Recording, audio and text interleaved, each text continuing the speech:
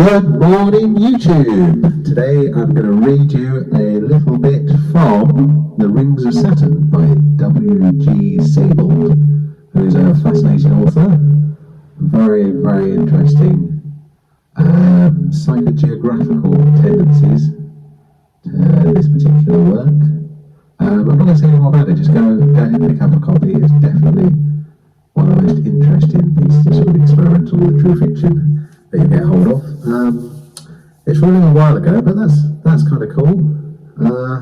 I don't think it's particularly dated, and he does this thing of adding in photographic images, which kind of augment the text, as it were. So let's have a look. So we've got things like that. Can we see that one?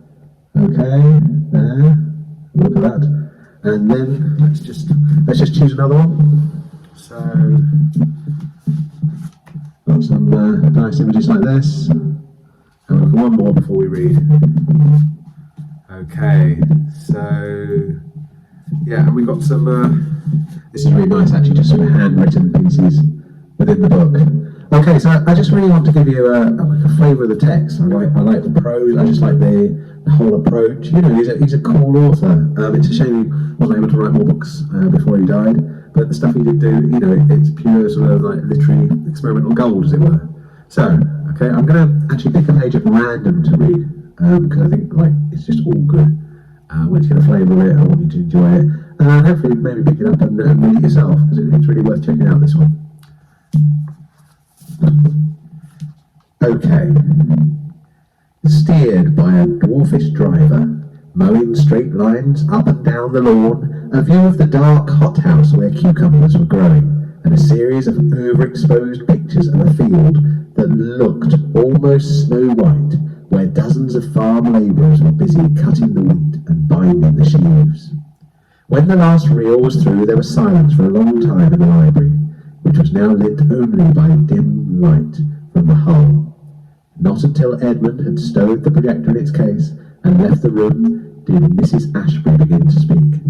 She told me that she had married in 1946, immediately after her husband came out of the army, and that a few months later, following the sudden death of her father-in-law, they had come to Ireland.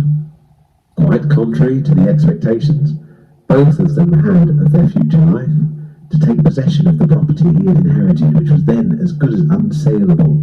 At that time, said Mrs. Ashby, she had had not the slightest notion of Ireland's troubles, and to this day they remained alien to her. I remember walking the first night in the house, and feeling I was completely out of this world. The moon was shining in at the window, and the light lay so strangely on the layer of wax left on the floor by more than a century of dripping candles that I felt I was adrift on a sea of quicksilver. My husband, said Mrs. Ashby, never said a word about the troubles, on principle, although he must have witnessed terrible things during the Civil War, or perhaps because of that. Only little by little, from the curt answers he gave to my questions on the matter, did I piece together something of his family history, and the history of the landowning class that became hopelessly impoverished in the decades following the Civil War. Okay, so that's just a flavour. It's nice text.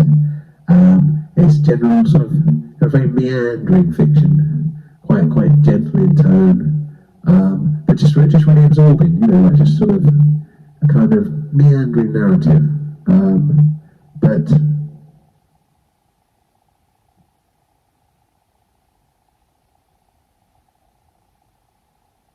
you thought that picture frozen there, didn't you? No, it's not frozen. So, Sebald, Rings of Saturn, check it out.